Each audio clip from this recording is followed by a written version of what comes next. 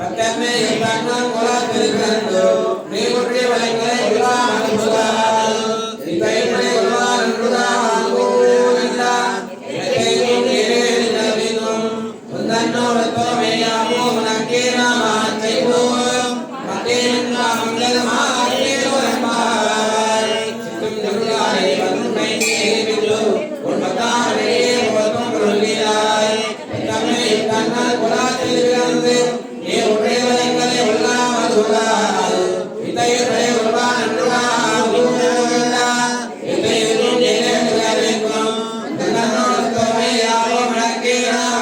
செய்வோம்